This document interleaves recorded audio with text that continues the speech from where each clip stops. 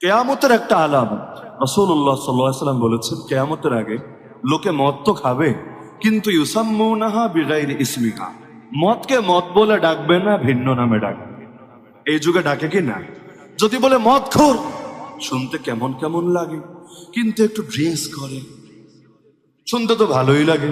Drinks করে কি এমন সমস্যা? মাফুল তো মাহজুব, এটা তো আর বলে নাই। কি ড্রিঙ্কস করে? পানি ড্রিঙ্কস করে, নাকি পানীয় ড্রিঙ্কস করে, নাকি এনার্জি ড্রিঙ্কসটারে ড্রিঙ্কস করে, নাকি মদ খায়? বলে না। সুদখোর, শুনলেই কেমন লাগে। ইন্টারেস্ট, মুনাফা, শুনলে ভালো লাগে না? শুনলে ভালো লাগে না। গান, হুজুর মানুষ গান শোনে, শুনলেই তো শরীরে আলাদা ধরনের রাগ কাজ করে।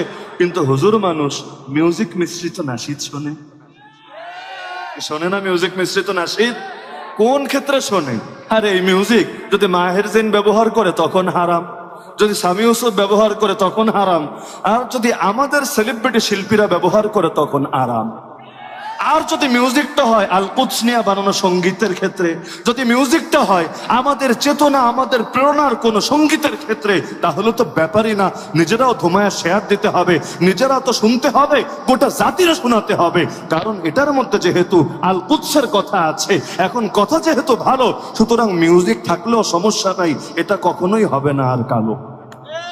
এখন দেখেন না, লোকেরা বলে আমরা সিয়াসিত্তা পড়ি, এমনকি সিয়াসিত্তার মধ্যে মিশকাত শরীফের নামও বলে। তো সিয়াসিত্তা পড়ো, মিশকাত শরীফ পড়ো, ভালো কথা। কামটা কি করো? কামটা কি করি জানো না? এখন যে গানটা তোমাদেরকে শোনাবো এই কামটাই আমি করি। তো সিয়াসিত্তা পড়লেই কি, মিশকাত শরীফ পড়লেই কি? সারা জীবন যদি আউল বাউল আর ললনের গান নিয়ে কেউ করে থাকে, সে সিয়াসিত্তা না। সে যদি কোরআন শরীফটারও গলার মধ্যে ঝুলা রাখে, এই কোরআন কি তার আদৌ উপকারে আসবে? ফুকাহায়ে কেরাম লিখেছেন, কেউ যদি ইচ্ছাকৃত নাপাক অবস্থায় সেজদা করে, কেন? তাচ্ছিল্য হিসাবে, অবজ্ঞা হিসাবে, তাহলে তাকে আর মুসলমানই বলা যায় না, সে কাফের হয়ে যায়। কেউ যদি বিসমিল্লাহ বলে মদ পান করে ইচ্ছাকৃত ভাবে, বিসমিল্লাহ বলে জিনা করে ইচ্ছাকৃত ভাবে, ইচ্ছাকৃত শব্দটা আমি অ্যাড করছি এজন্য, অনেকের আছে খাসল, কিছু শব্দ এদের মুখে অটো মুদ্রা দোষের মতো, জায়গা হোক অজায়গা হোক, এই শব্দ খালি বলতেই থাকে। বলবেন কেমন আছেন? বলবে ভালো আছি ইনশাআল্লাহ। আপনার বাচ্চাটার কি অবস্থা? বলবে বাচ্চাটা তো মারা গেছে ইনশাআল্লাহ। বলে না এরকম? কোথায় সুবহানাল্লাহ বলতে হয়, কোথায় আলহামদুলিল্লাহ, কোথায় নাউযুবিল্লাহ, বোঝে না। হুজুর জাহান্নাম নিয়ে বয়ান করছে, এমন একটা হালত বলছে যে হালতটা বড় করুন, বলা দরকার নাউযুবিল্লাহ, দুই একজন বইল সুবহানাল্লাহ। জাহান্নামের আলোচনার মধ্যে সুবহানাল্লাহ এটা বলে তুমি কি বোঝাচ্ছ? আবার কিছু লোক হল আলহামদুলিল্লাহ, সব জায়গায় আলহামদুলিল্লাহ, অর্থ বুঝুক বা না বুঝুক গণহারে বলতে থাকে আলহামদুলিল্লাহ। তো এখন কিছু লোকের আছে মুদ্রা দোষ, তো মুদ্রা দোষে জিনা করতে গিয়েও বিসমিল্লাহ বলে ফেলেছে। কি যে বলেছে খবরই নাই, মাথার মধ্যে কোনো অনুভূতি নাই আর সেন্সই নাই। এই ক্ষেত্রে তারে ডাইরেক্ট কাফের বলা যায় না, কিন্তু জেনে বুঝে ইচ্ছাকৃত ভাবে বিসমিল্লাহ বলে জিনা শুরু করলো, বিসমিল্লাহ বলে মদ খেলো, তাকে আর মুসলমানই বলা যায় না। তো এখন শেষ জামানের ফিতনার এইরকম অন্যতম ফিতনাই হলো, এখানে কাম সবই চলবে, নামগুলো জাস্ট চেঞ্জ হয়ে যাবে। দেখেন না, এখন দুই একজনের লোকে সুদখোর বলে, অমুক সুদখোর, তমুক সুদখোর, তো বাকিরা কি? কিছু কিছু শব্দ আমি যদি আপনাকে বলি আপনি দালাল, শুনলে আপনারও মেজাজ গরম হয়ে যাবে। দালাল, এটা আবার কেমন শব্দ? দালালকে দলাল থেকে এসেছে কিনা তাও আল্লাহ ভালো। কিন্তু যদি বলে ব্রোকার, যদি বলে লবিস্ট, আমেরিকায় লবিস্ট নিয়োগ করেছে, এই লবিস্ট আবার কোন হালুয়া? লবিস্ট মানেই তো দালাল। কিন্তু এখন আমেরিকা দালাল নিয়োগ করেছে, সে দালালের বিনিময়ে মাসে 1 কোটি টাকা কামাই করে, শুনলেই তো মান ইজ্জতের থাকে না, দালালের বাচ্চা দালাল। এই কথা যদি কেউ তারে বলে, পুরো ইজ্জতটাই তার পাংচার হয়ে যাবে। এখন দালাল না বলে যদি ব্রোকার বলে, যদি লবিস্ট বলে, শুনলে সেই ফিল আসে। আলোটা আমাদের এমন কিনা, শব্দ নিয়ে যত অ্যালার্জি, কাম যা করে সমস্যা নাই, শব্দ এটা বলা যাবে না। এই শব্দটা যদি বলে তাহলেই বড় ইগোতে লাগে, তাহলেই বড় সম্মানে লাগে। অন্য শব্দ দিয়ে বললে সবকিছুই ঠিকঠাক ভাবে চলে। দেখেন না, আগেও ইসলামের বিরুদ্ধে যুদ্ধ ঘোষণা করে রেখেছিল কারা? আবু জাহাল, আবু লাহাব, বনু নাজির, বনু কুরাইজা, বনু কাইনুকা, রোম, পারস্য, এই যুগেও ঘোষণা করে রেখেছে। কিন্তু নাম সেগুলো দেয় নাই। নাম দিয়েছে কোথাও গণতন্ত্র, নাম দিয়েছে কোথাও জাতীয়তাবাদ, নাম দিয়েছে কোথাও ধর্মনিরপেক্ষতাবাদ। নামগুলো তো বড় সুন্দর, কিন্তু সাইনবোর্ড ব্যবহার করে কাজ করছে একটাই, সেটা হলো ইসলামের গোড়ায় কুঠারাঘাত। আমেরিকা মিশন নিয়ে নামলো ওয়ার অন টেরর, কত সুন্দর একটা শিরোনাম, সন্ত্রাসের বিরুদ্ধে অনন্তকালীন যুদ্ধ। কার ভালো না লাগে? সন্ত্রাসের বিরুদ্ধে যুদ্ধ হবে না তো যুদ্ধ হবেটা কিসের বিরুদ্ধে? নাম শুনে সবাই সেই রকম কাজ খেয়ে গেল, বড় প্রভাবিত হলো। কিন্তু 20 বছর ফলাফল দেখার পরে বুঝলো এই ওয়ার ওয়ান টেরর আসলে তো ওয়ার ওয়ান টেরর না, এই ওয়ার ওয়ান টেরর তো পুরোই ওয়ার ওয়ান ইসলাম। যে ওয়ার ওয়ান টেররের কারণে কোরবানি হতে হলো ইরাকের মাজলুমদেরকে, কোরবানি হতে হলো আফগানের মাজলুমদেরকে, এমনকি যারা শান্তির সবক সারা দুনিয়াকে শিখিয়ে বেড়ায়, আর ওদের ছোট একটা বাচ্চার গায়ে টোকা লাগলে গোটা দুনিয়া গরম হয়ে যায়। কিন্তু ইরাকে হাজার হাজার না লক্ষ লক্ষ শিশুকে মারলো, এটা নিয়ে কারো কিছু বলার নাই। এখনো যখন যুদ্ধ চলছে, মাজলুম প্যালেস্টাইনের পক্ষে না দাঁড়িয়ে এখনো এসে তাকে জালেম ইসরায়েলের পক্ষে দাঁড়াতে হলো। রণতরীটা গাজায় না পাঠিয়ে, রণতরীটা আল কাসাম ব্রিগেডের মুজাহিদিনের জন্য না পাঠিয়ে রণতরীটা নেতানিয়াহুর বাহিনীর জন্যই পাঠানো হলো। কেন? এখানে এসে মানবাধিকার কেন অচল হয়ে গেল? এখানে এসে শান্তির সব সবক কেন ভুলে গেল? আরে বাংলাদেশে গণতন্ত্র আছে কি নাই এটা নিয়ে তার যেমন পেরেশানি, দরকার তো ছিল পেরেশানিটা সব জায়গা নিয়েই কাজ করবে। গণতন্ত্রের যদি এত খাঁটি প্রেমিকই হয়, মোহাম্মদ মুরসির পতন কারা ঘটালো? হাফেজ মুরসিকে কারা শহীদ করলো? আমি কারো পক্ষে বিপক্ষে বলা উদ্দেশ্য না, শুধু ডাবল স্ট্যান্ডার্ডটা দেখাচ্ছি। যদি গণতন্ত্রের প্রতি এত প্রেম থাকতো, গণতান্ত্রিক সরকারকে উৎখাত করে আজও পর্যন্ত সামরিক শাসনকে কেন অ্যালাউ করলো? গণতন্ত্রকে এত পছন্দ করে সৌদির সঙ্গে এত ভাব তাহলে কেমনে চলে?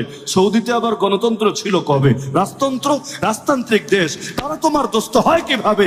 তার মানে সবকিছুর মূলে হলো ধান্ধা, তন্ত্র মন্ত্র, এটা অধিকার সেটা অধিকার, এগুলো আসলে কিছুই না। এখন কখনো শয়তানে চলে নামে, কখনো চলে কামে, কখনো নামটাই খারাপ, কখনো নামটা বড় ভালো কামটা খারাপ।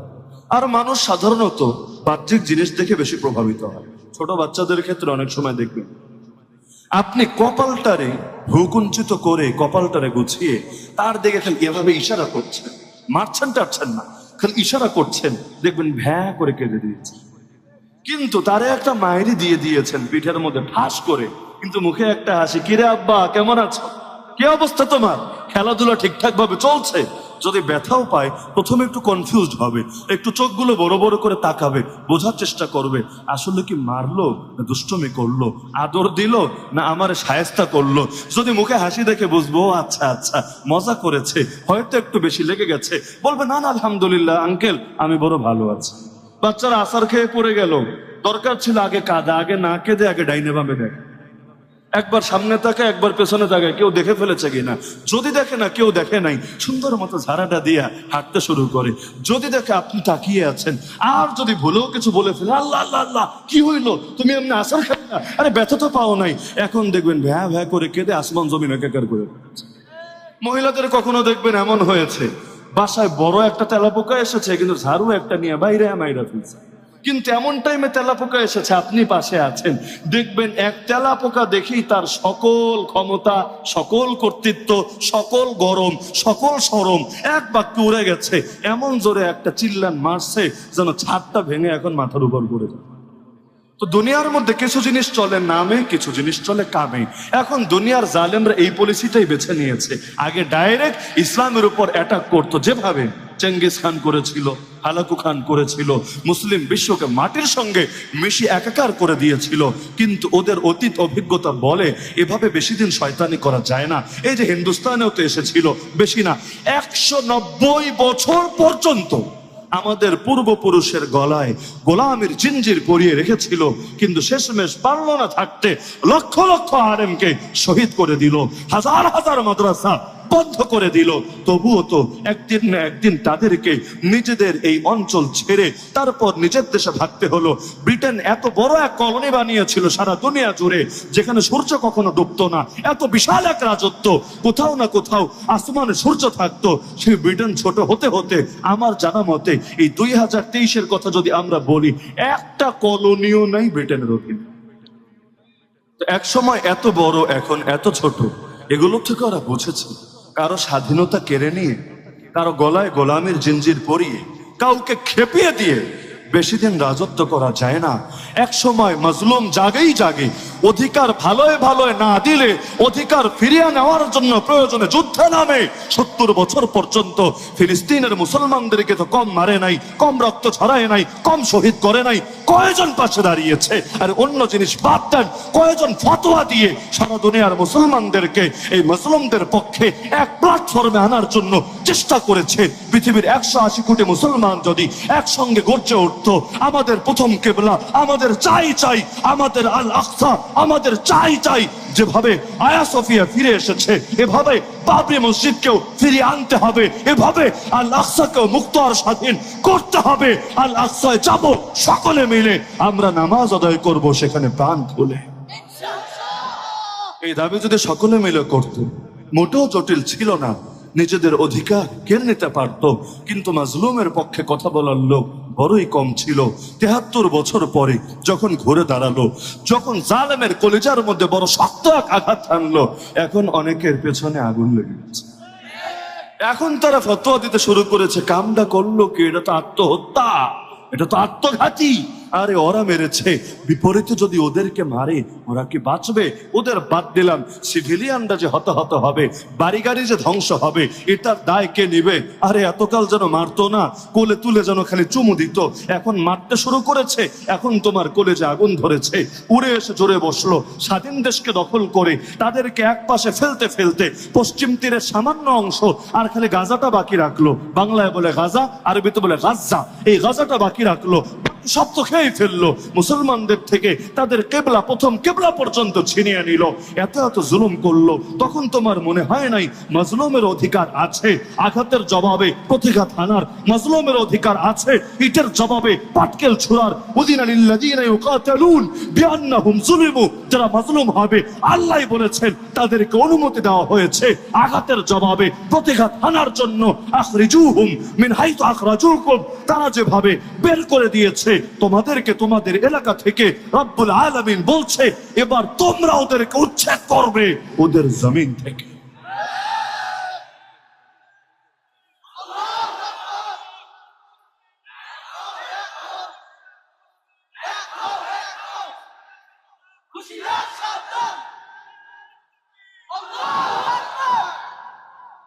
কিন্তু বাস্তবে দেখা যাচ্ছে পুরো আদর্শটাই মুসলমানদের সঙ্গে প্রতারণা ছাড়া গেছে। তো এখন আমাদের কাজ কি? আমাদের কাজ হলো, যারা শুধু নাম ব্যবহার করে বাহ্যিকভাবে সাইনবোর্ড লাগিয়ে আমাদের দমাতে আসবে, আমরা তাদের শুধু মোকাবেলা করব আর বাকিদেরকে গলায় জড়িয়ে চুমু দিতে থাকবো। এটা আদর্শ? আল্লাহ জানিয়ে দিচ্ছেন না, নবীকে এজন্য পাঠাই নাই। নবীকে পাঠিয়েছি ইসলামকে দুনিয়ার সকল দ্বীনের উপর জিন্দা করবেন বলে। সেটা ধর্ম নামে হোক, সেটা যে নামে হোক, ইসলাম বিরোধী যত জাহেলিয়াত আছে নবী সেটাকে মেটাবেন বলেই এসেছেন দুনিয়াতে। ছোট দুটো উদাহরণ দিলে খুব ভালো বুঝবেন। এক সাহাবী আর এক সাহাবীরা গালি দিয়ে বসলো তার মায়ের কথা বলি, আপনার সৌদা। বাংলা অনুবাদ করলে বড় খারাপ অনুবাদ, কাইল্লা মাগির। আমাদের উস্তাদ শাইখুল হাদিস আল্লামা ইসমাইল বরিশালী হাফিজাহুল্লাহ, তিনি হাদিসটা পড়ানোর সময় বলেছেন গালির অনুবাদ তো গালি হয়, গালির অনুবাদ তো আর ভালো হয় না। এখন এক সাহাবী আর এক সাহাবীরে অতীতের অভ্যাস হিসাবে, অভ্যাস তো অনেক সময় চেঞ্জ করা একটু বেশ মুশকিল হয়, আর পুরোপুরি তো চেঞ্জ করা যায় না, ধীরে ধীরে পাল্টাতে হয়।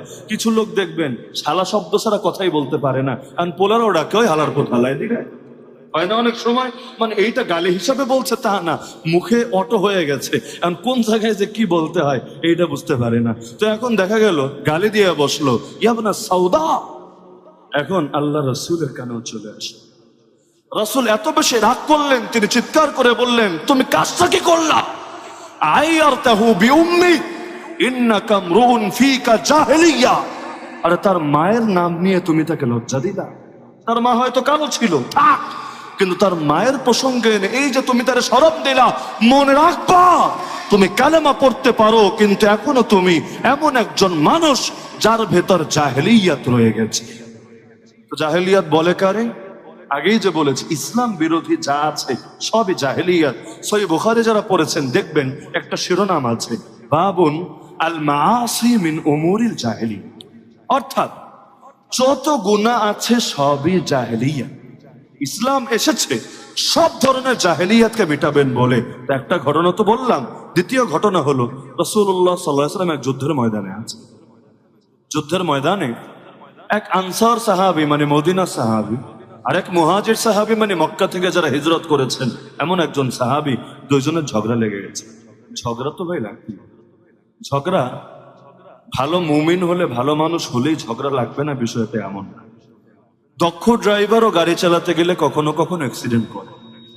দক্ষ ডিশওয়াশার যারা, তারাও গ্লাস এবং কাচের প্লেটগুলো ধুতে গেলে মাঝে মধ্যে একটার সঙ্গে একটা লাগিয়ে ভেঙে ফেলে।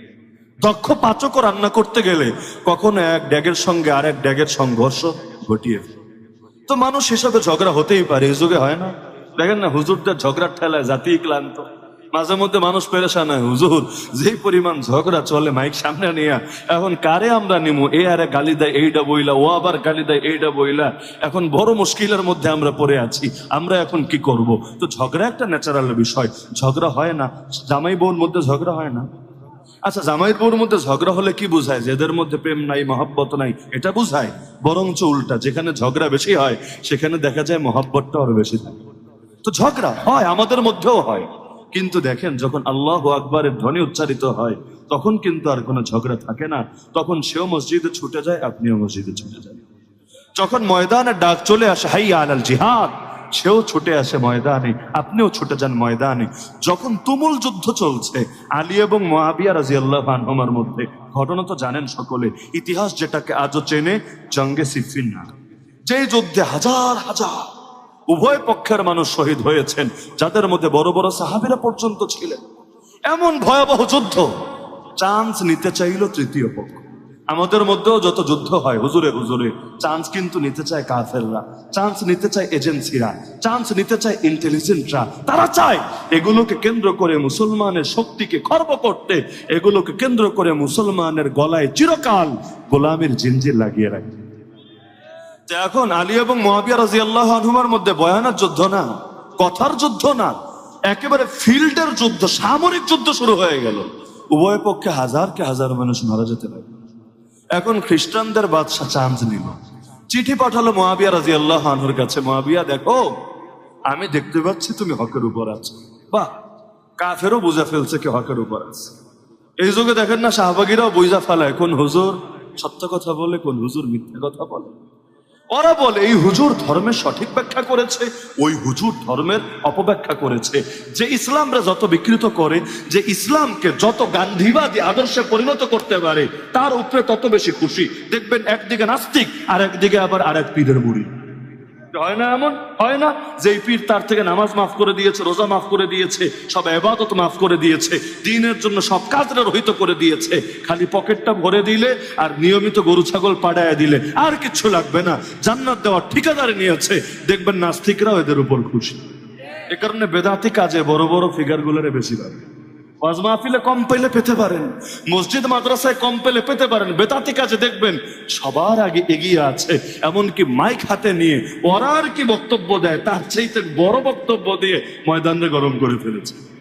তো এখন খ্রিস্টান বাদশা লিখছে, মুআবিয়া আমি দেখতে পাচ্ছি আলী ভুলের উপর আছে আর তুমি হকের উপর আছো। বলে না, না তুমি যদি চাও আমি বিশাল এক বাহিনী তোমার সাহায্যে পাঠিয়ে দেব, যারা তোমার বিরোধী পক্ষ, তোমার বিরোধী পার্টি যারা, তাদের সর্দার আলীর কল্লা কেটে তোমার কদমে লুটিয়ে দেব। এই যুগে অফার পেলে লাফায় লাফায় রাজি, বিরোধী দলটা দমন করার এর চাইতে বড় কিছু সুযোগ লাগে। আরে যদি আলী রাদিয়াল্লাহু আনহু শহীদ হন তাহলে তিনি আমির হবেন, স্বাভাবিক ব্যাপার। আর আলী রাদিয়াল্লাহু আনহুকে তিনি মারলে তার বদনাম হবে, লোকে বলবে দেখেছো আরেকজনে মেরে ক্ষমতা নিচ্ছে। কিন্তু যদি এমন হয় কাফের এসে মেরে দিয়েছে, দুনিয়ার কারো মনে কোনো ভুল ধারণা তৈরি হবে, কাফের তো মারতেই পারে, আগেও কতজনকে মেরেছে, আগামীতেও মারবে, তাকেও মেরেছে, তো কি হয়েছে? কেউ কিছু ভুল বুঝবে না, সাপও মরবে, লাঠিও ভাঙবে না, গায়ে কোনো বদনামও লাগবে না, ক্ষমতা যা পাওয়ার পাওয়া হবে। কিন্তু বাস্তবে তো ক্ষমতার জন্য লড়াই ছিল না। আমি উদাহরণ হিসাবে বলছি যে এই যুগে এমন হলে এই চান্স আর এই অফার কে গ্রহণ না করত? কিন্তু মুআবিয়া রাদিয়াল্লাহু আনহু ফিরতি চিঠি পাঠালেন। বলবেন কি লিখেছেন চিঠিতে? Thank you, welcome? না, চিঠির প্রথম বাক্য অনুবাদ করলেও কারো কাছে খারাপ লাগতে পারে। প্রথম বাক্য হলো ইয়া কালবার রুম, রোম হলো বর্তমান ইউরোপ। সেই রোমের তৎকালীন রাজধানী ছিল কনস্টান্টিনোপল। তো এখন রোমের বাদশাকে বলছেন, ইয়া কালবার রোম, হে রোমের কুত্তা। বলবেন গালি দিল কিসের? গালি দিল কিসের জন্য? এটা মুআবিয়া রাদিয়াল্লাহু আনহুকে জিজ্ঞেস করেন, আমারে জিজ্ঞেস করে কি লাভ? কিন্তু বাস্তবতাটা শোনাচ্ছি। এত বেশি তিনি রাগান্বিত হলেন, এত বেশি কষ্ট পেলেন যে তিনি ডাইরেক্ট বললেন, ইয়া কালবার রোম, রোমের কুত্তা, কান খুলে শুনে রাখ, ভাইয়ে ভাইয়ে ভুল বোঝাবুঝি হয়েছে, এক সময় মিটমাট হয়েও যাবে। আরে মাঝখানে এসে তুই না করলোর কেড়ে, যদি তুই তোর জবান না সামলাস, আরে আমি মুআবিয়া এমন বিশাল এক বাহিনী পাঠাবো, যার প্রথম সদস্য থাকবে তোর সামনে, শেষ সদস্য থাকবে আমি মুআবিয়ার সামনে, সামদেশে। তারা গিয়ে তোর কল্লা কেটে এটাকে লুটিয়ে দেবে আলীর কদমে। কি বুঝলেন? তুমুল যুদ্ধ, রক্তারক্তি, কিন্তু কাফেরের বিরুদ্ধে এক। ইন্নাল্লাহা ইউহিব্বুল্লাযীনা ইউকাতিলুনা ফি সাবিলিহি সাফফা কাআন্নাহুম বুনিয়ানুম মারসুস। আল্লাহ বড় ভালোবাসেন তাদেরকে যারা সীসা ঢালা প্রাচীরের মতো লড়াই চালিয়ে যায় কুফরি শক্তির বিপক্ষে। আল্লাহ বড় ভালোবাসেন তাদের। তো এখন সে ময়দানের কথা বলছিলাম, এক মুহাজির সাহাবী এক আনসার সাহাবীর মধ্যে ঝগড়া লেগে গেছে, একজন আরেকজন আঘাত করে বসেছে। এবার আনসার সাহাবীর একটু ইগোতে লেগেছে, আরে বেটা তুই আর এক দেশ থেকে ওইরা এসে জয়রা বৈশা না আমারে পিডাস, মেজাজ কার গরম না হবে? আপনার এলাকার লোক আপনারে পিডাইলে বুঝবেন না, এলাকার পোলাপান, বেশি কিছু বলা যাবে না, চুপ। আর এক এলাকার কেউ আইসা যদি রিক্সাওয়ালাও কিছু কয়, রিক্সাওয়ালা কয় তোরেও দেখায় দে মুখালি যা, ওই গলিতে যা, বাকিটা আমি বুঝালো। তো অন্য এলাকার লোকে মারলে একটু মেনে নেওয়াটা কঠিন হয় না? আনসারি সাহাবীরও কষ্ট লাগলো, তুই বেটা মক্কা থেকে আইসা আমারে মারলি, এত বড় সাহস! চিৎকার করে বলে উঠলি, আনসার, আনসারি সাহাবীরা তোমরা কি কোথায় আছো, জলদি ছুটে আসো। এবার মুহাজির সাহাবীকে বসে থাকবে, সবাই আসলে তারে ধরে একারে পিটাবে না। তিনি বললেন, ইয়া আল মুহাজিরিন, হে মুহাজিরিন তোমরা কোথায় আছো, তোমরা জলদি আমার সাহায্যে ছুটে আসো। এবার দুই দল হয়ে গেল, এ পাশে আনসারি সাহাবী, এ পাশে মুহাজির সাহাবী। এখন হালতটা বড় সঙ্গীন, যুদ্ধ লেগে যাবে, মারামারি লেগে যাবে, আর অস্ত্র তো সবার হাতে হাতে আছে, যুদ্ধের ময়দানেই তো তারা। এখন যদি নিজেদের মধ্যে রক্তক্ষয়ী সংঘর্ষ হয়, আর এই চান্সে যদি কাফেররা অ্যাটাক করে, মুহাজিরও মরবে, আনসার। তা এখন আল্লাহ রাসূলের কানে যখন আওয়াজ গেল, ইয়া রাসূলুল্লাহ দেখেন আপনার সাহাবীদের মধ্যে এই বিষয় নিয়ে দ্বন্দ্ব লেগে গেছে, মায়ের লাগবে অবস্থা, এখন কি করণীয়? রাসূলুল্লাহ সাল্লাল্লাহু আলাইহি সাল্লাম তখন বললেন, তাদেরকে একত্রিত করে ডাকিয়ে তাদেরকে বললেন, আরে কি করলা তোমরা?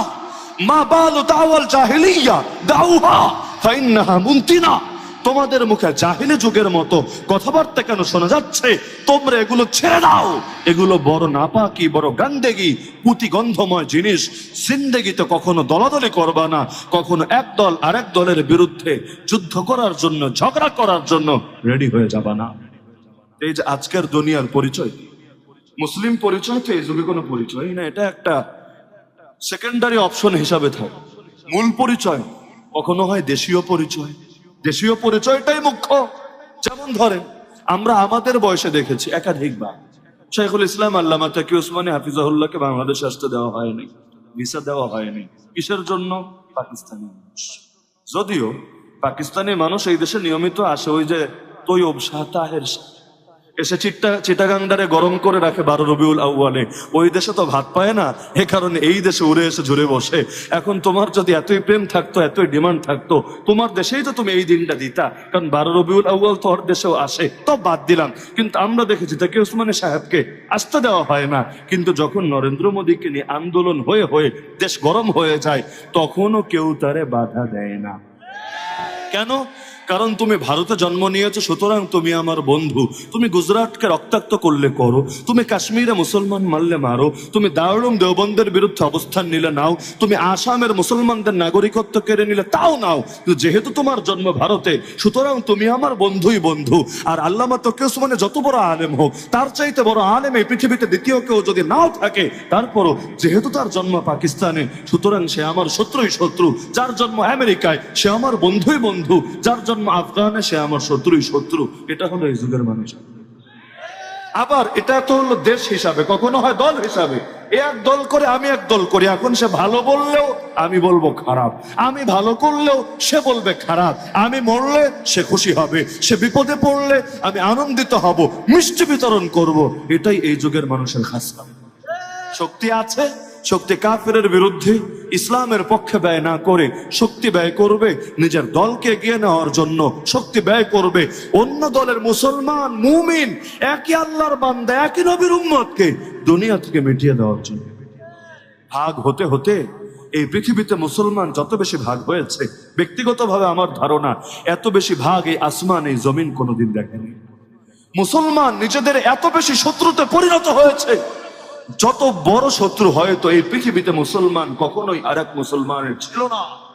এখন আমাদের দমনের জন্য আমরাই যথেষ্ট হয়ে গিয়েছি। তো এখন জাহেলিয়াতের বিরুদ্ধে মোকাবেলা করবেন কেন? আর এক দলের বিরুদ্ধে মোকাবেলা করেই তো শেষ করতে পারি না।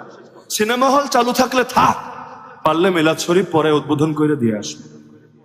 এই দেশের বেশিরভাগ সিনেমা হল মিলাদ দিয়ে উদ্বোধন হয় না, দোয়া দুরুদ হয় না। অনেক সময় তো সিনেমার আগেও বিসমিল্লাহ আলহামদুলিল্লাহ ইত্যাদি বইলা নাই, হালতটা এমন। আর আরেক দিকে আরেক দলের মুসলমানের মাহফিল বন্ধ করতে পারলো, বলবো আলহামদুলিল্লাহ মাশাআল্লাহ, একটা কামের মতো কাম হয়েছে, একটা হুজুরের আলোচনাকে আমি বন্ধ করতে পেরেছি। নাউযুবিল্লাহ। শাহবাগের রাসূলকে গালি দিলে দেখ, আসাদুন্নুররা নবীর সঙ্গে বেয়াদবি করলে করুক, এই কাদিয়ানির বাচ্চারা আল্লাহর নবীর খতমে নবুয়তের চাদর নিয়ে টানা হাচড়া করলে করুক, এই হিজবুত তাওহীদ ইসলামের গোড়ায় কুঠারাঘাত করলে করুক, কিন্তু এগুলো নিয়ে ভাবার সময় কোথায়? আমি তো ভিন্ন মতের মুসলমানদের জমি এখনো শেষ করতে পারছি। বাস্তব না অবাস্তব? বাস্তব না অবাস্তব? যদি এটা মানেন নবীর পথে আমাদের পথ, নবীর মিশনে আমাদের মিশন, নবীর ভিশনে আমাদের ভিশন, নবীর লক্ষ্যই আমাদের লক্ষ্য, তাহলে এটাও আপনাকে মানতে হবে জাহেলিয়াতকে মিটানোর জন্য যেহেতু নবী দুনিয়াতে এসেছেন, আল্লাহ কোরআনের একাধিক আয়াতে জানিয়েছেন, সুতরাং তার উম্মত হিসাবে আমাদেরকেও জাহেলিয়াতের বিরুদ্ধে লড়াই চালিয়ে যেতে হবেই হবে। এখন সেই জাহেলিয়াতের নাম যাই হোক, বাংলাদেশের জন্য সবচাইতে বড় জাহেলিয়াতের নাম সেকুলারিজম। বিশ্বাস হয় না? বলবেন হচ্ছে ধর্ম নিরপেক্ষতা, তো ধর্মহীনতা না। আমি বলবো ভাই রে ভাই, ইসলামের ব্যাপারে নিরপেক্ষ হওয়ার সুযোগ কোথায়? নিরপেক্ষ মানে তো তুমি আল্লাহর পক্ষেও না, তুমি ইবলিসের পক্ষেও। নিরপেক্ষ মানে তুমি আখিরাতের পক্ষেও না, দুনিয়ার পক্ষেও না। নিরপেক্ষ মানে তুমি হকের পক্ষেও না, বাতিলের পক্ষেও না। একজন নিজেকে মুসলমান বলে তার নিরপেক্ষ হওয়ার সুযোগ কোথায়? ইসলাম তো পূর্ণাঙ্গ দিন।